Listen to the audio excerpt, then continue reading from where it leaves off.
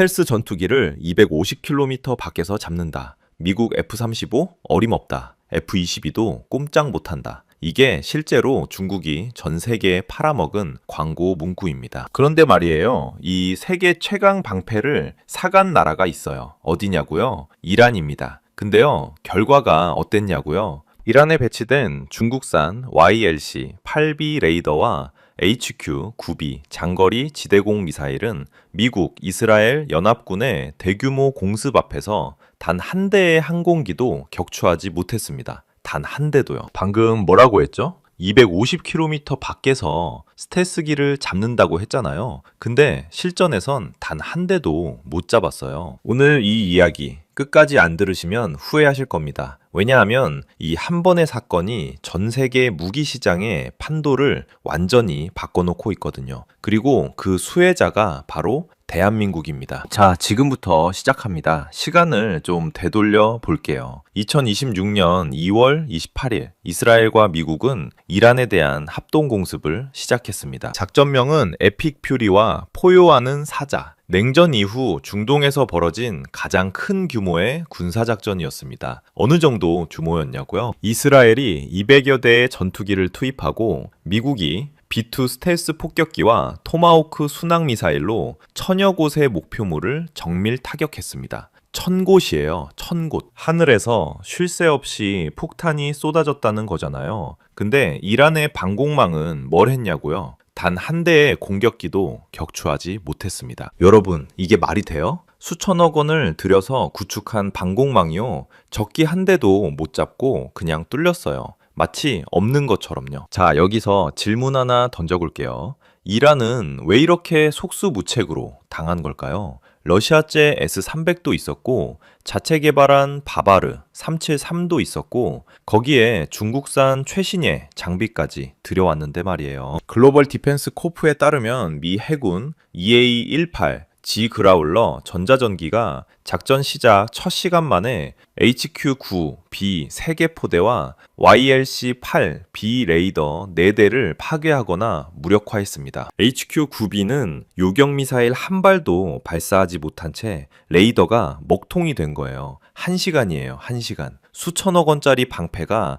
1시간 만에 고철이 됐다는 겁니다. 여기서 소름 끼치는 이야기 하나 해드릴게요. 야후뉴스 보도에 따르면 공습 당일 이란 최고 지도자 하메네이를 포함한 정부 고위 관리들이 테헤란의 한 벙커에서 회의를 하고 있었어요. 미국과 이스라엘의 공습이 언젠가 올 거라는 건 알고 있었지만 중국산 HQ-9B가 자기들을 지켜줄 거라고 믿었던 거예요. 그래서 벙커에서 회의를 진행할 만큼 안심하고 있었어요. 근데 몇 분 만에 이스라엘 전투기들이 30발 이상의 미사일을 퍼부었고 하메네이를 포함한 회의 참석자들이 전원 사망했습니다. 중국산 방패를 믿고 안심했던 그 순간이 이란 지도부의 마지막 순간이 된 거예요. 이게 가짜 방패의 진짜 대가입니다. 성능이 아니라 목숨으로 값을 치른 거잖아요. 자, 이제 중국산 무기의 민낯을 까볼 시간입니다. 여러분, 카탈로그 스펙이라는 말 들어보셨어요?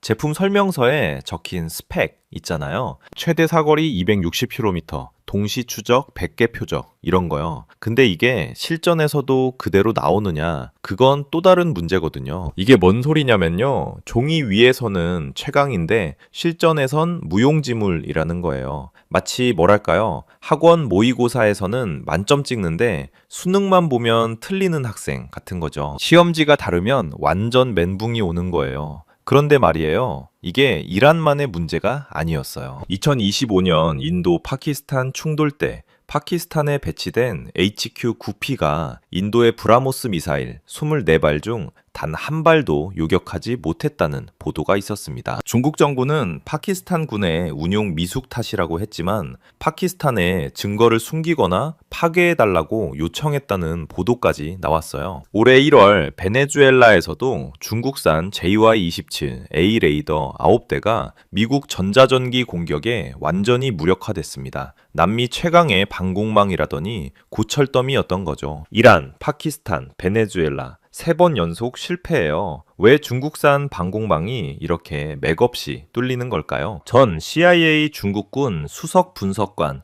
존 컬버가 브루킹스 연구소에서 이렇게 말했어요. 중국이 구축한 군사력은 종이 위에서는 매우 유능해 보이지만 그들은 아주 오랫동안 전쟁을 해본 적이 없고 복잡하고 대규모의 통합 합동작전을 수행하는 능력은 검증되지 않았다. 무기 하나하나의 스펙은 비슷해 보여도 전자전, 사이버전, 정보전을 하나로 엮어서 운용하는 능력은 완전히 다른 차원이라는 거죠. 비유를 하나 들어볼게요. 요리 대회를 생각해 보세요. 재료가 똑같이 주어져요. 소고기, 야채, 양념, 다 똑같아요. 근데 누가 요리하느냐에 따라 결과물이 완전히 달라지잖아요. 미국과 이스라엘은 미슐랭 셰프 수준이고 중국산 당공망은 레시피대로만 하면 되겠지 싶었던 초보 수준이었던 거예요. 마케팅 문구로는 적기를 못 잡습니다. 근데 여기서 한 가지 더 짚어볼 게 있어요. 도대체 HQ-9B가 기술적으로 뭐가 문제인 걸까요? 글로벌 디펜스 코프의 분석에 따르면 HQ-9B에는 치명적인 약점이 여러 개 있어요. 먼저 미사일이 발사된 후 비행 중간에 표적 정보를 업데이트하는 데이터 링크가 없어요. 한번 쏘면 그냥 처음 정한 방향으로 가는 거예요. 적이 경로를 바꾸면 못 따라가요. 그리고 표적 근처에서 폭발 파편으로 맞추는 방식인데 이게 빠르게 기동하는 현대 미사일한테는 치명적으로 불리해요. 레이더도 문제예요. 표적을 추적하면서 동시에 다른 표적 데이터를 처리하는 속도가 느려요. 갱신 주기가 길어서 정밀한 표적 데이터를 미사일한테 제때 넘겨주지 못하는 거죠. 이 약점들이 전부 원래 중국이 역설계한 러시아 S-300 PMU에서 물려받은 거라고 해요. 겉모습은 새 것인데 속은 30년 전 기술의 한계를 그대로 갖고 있었던 겁니다. 자, 여기서 진짜 무서운 얘기 하나 더 할게요.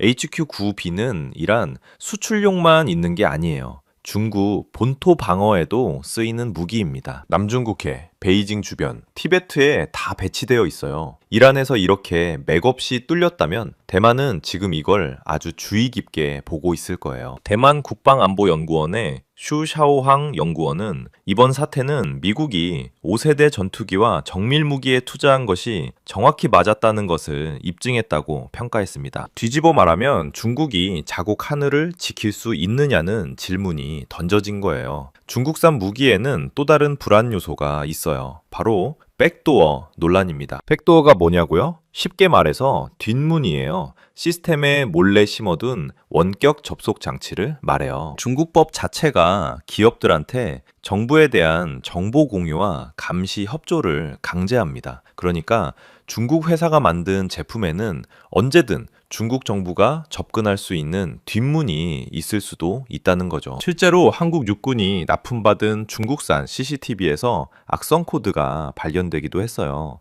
일반 가전도 아니고 무기 체계 이런 게 있다면 유사시에 중국이 원격으로 방공망을 꺼버릴 수도 있다는 거잖아요. 그러면 방패가 아니라 폭탄인 거예요. 이번에 방공망이 너무 허무하게 뚫리니까 혹시 일부러 안 된 거 아니야? 중국이 뭔가 조작한 거 아니야? 이런 의문까지 퍼지고 있어요. 사실이든 아니든 이런 의혹이 돈다는 것 자체가 중국 무기에 대한 신뢰를 갉아먹는 거예요. 자, 이제 장면을 바꿔볼게요. 같은 시각 이란에서 1600km 떨어진 UAE에서는 어떤 일이 벌어졌을까요? 이란은 보복 공격으로 UAE를 포함한 중동 주변국 미군 기지를 향해 대규모 미사일과 드론을 발사했어요. UAE 군사 전문가 아흐메드 샤리프에 따르면 이란이 UAE를 향해 총 137발의 미사일을 발사했고 천궁2를 포함한 UAE 방공망이 132발을 격추해 미사일 요격률 96%를 달성했습니다. 드론 209개 중 195개도 격파, 미사일과 드론 합산 346개 중 327개를 요격해 종합 요격률 약 93.5%를 기록했어요. 이란에서는 0%였어요. 적기 한 대도 못 잡았잖아요. 근데 UAE에서는 96%. 같은 날, 같은 적의 공격인데 결과가 이렇게 다른 거예요. 무엇이 달랐을까요? 바로 방패가 달랐습니다. 국회 국방위 유용원 의원에 따르면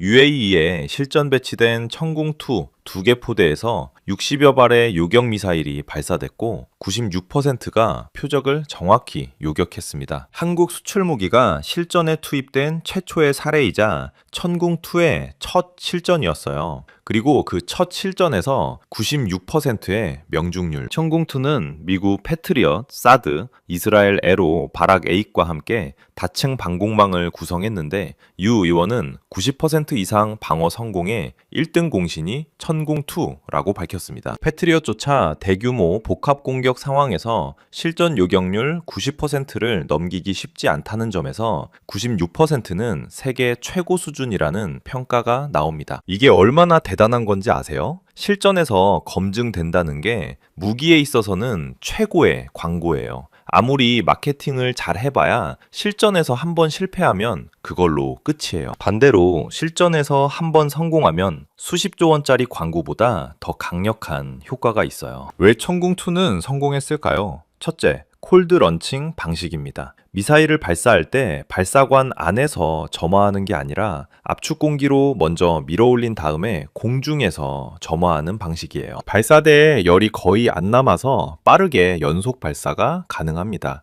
137발이 동시에 쏟아지는 상황에서 버틸 수 있었던 이유 중 하나예요. 둘째, 가격입니다. 패트리엇 PAC-3MSE 미사일 단가가 약 400만 달러, 약 53억 원인 반면 천궁2는 절반 이하 가격이에요. 포대당 가격도 패트리엇의 약 3분의 1 수준입니다. 성능은 비슷하거나 더 좋은데 가격은 3분의 1이면 같은 예산으로 3배 많은 포대를 배치할 수 있는 거잖아요. 대규모 방공망을 구축해야 하는 중동 국가들한테는 최적의 선택지인 거예요. 셋째, 납기입니다. 미국산 패트리엇은 전 세계 수요 폭주로 주문 후 수년을 기다려야 해요. 근데 한국은 2022년 계약 후 4년 만에 실전 배치를 완료하고 첫 실전에서 96%라는 성과를 냈습니다. 무기라는 게요, 필요할 때 없으면 아무 소용 없잖아요. 이란은 방공망 좀 싸게 사려다가 어떻게 됐어요? 나라의 핵심 시설이 다 파괴되고 최고 지도자 하메네이까지 공습으로 사망했어요. 핵 과학자, 군 수뇌부, 핵시설, 군시설 전부 초토화됐습니다. 싼 게 비지떡이라는 말, 이보다 더 참혹한 사례가 있을까요? 반면 UAE는요, 4조 원짜리 천궁2가 나라를 지켜냈어요. 아직 10개 포대 중 2개밖에 도착 안 했는데도요. 실전 성과가 알려지자 UAE는 즉각 한국 정부에 조기 공급을 요청했어요. 계약된 납기보다 빨리 보내달라고요. 포대 이송이 어려우면 소진 중인 요격 미사일이라도 먼저 달라는 2차 요청까지 했습니다. 실전 투입 닷새 만의 일이에요. 현재 천궁2 수출 현황을 보면 UAE 10개 포대 약 4조 1천억 원, 사우디아라비아 10개 포대 약 4조 2,500억 원, 이라크까지 합산하면 약 12조 원에 달하는 계약입니다. 단일 무기 체계 기준 한국 방산 수출 사상 최대 규모예요. 그리고 사우디와 이라크도 이란발 포격에 다급하게 조기 공급을 요구하고 있어요. 향후 10년 이상 중동 방공망의 표준이 될 가능성이 크다는 평가도 나옵니다. 중동을 넘어 동남아, 동유럽까지 수출 시장이 확대될 수 있다는 분석이에요. 반면 중국은 어떻게 됐을까요? 미국 외교 전문지 디플로맷은 잠재적 구매국들이 중국산 무기의 성능에 의문을 제기할 수밖에 없게 됐다고 전했습니다. 이란, 파키스탄, 베네수엘라, 중국산 무기를 산 나라들이 줄줄이 당하는 걸 보면서 다른 나라들이 뭘 느꼈겠어요? 중국산은 위험하다. 이 인식이 전 세계에 퍼지고 있는 거예요. 일부 중국 네티즌조차 왜 세계는 중국 무기보다 한국 무기를 더 신뢰하는가? 라는 자성의 목소리를 내고 있습니다. 다만 한 가지 짚고 넘어갈 점이 있어요. 천궁2가 해외에서 실전 성능을 입증하는 동안 정작 한국군 자체의 방공 능력은 여전히 부족하다는 지적이 있습니다. 중동 사태가 장기화되면 주한미군 패트리엇 포대 일부가 중동으로 차출될 가능성도 거론되고 있어요. 실제로 2025년 6월에도 주한미군 패트리엇이 중동으로 이동했다가 10월에 복귀한 전례가 있습니다. 남의 나라 하늘은 지켜주면서 우리 하늘은 괜찮은 건가? 이런 고민도 필요하겠죠. 정리해 볼게요. 첫째, 카탈로그 스펙은 실전에서 검증될 때까지 믿으면 안 된다. 둘째, 싼 게 비지떡이다. 방어무기에서 돈 아끼려다가 나라를 잃을 수 있다. 셋째, 실전 검증이 최고의 마케팅이다. 예전에 한국산 하면 싸긴 한데 괜찮을까? 이런 이미지였잖아요. 근데 이제는 달라요. 한국산 실전에서 증명됐잖아. 믿을 수 있어. 이게 새로운 K방산의 이미지입니다. 진짜는 실전에서 증명됩니다. 그리고 대한민국은 이제 그 진짜를 만들어내는 나라가 됐습니다. 이 영상이 유익하셨다면 보통의 경제학 구독과 좋아요, 알림 설정 부탁드립니다. 다음 영상에서 뵙겠습니다. 감사합니다.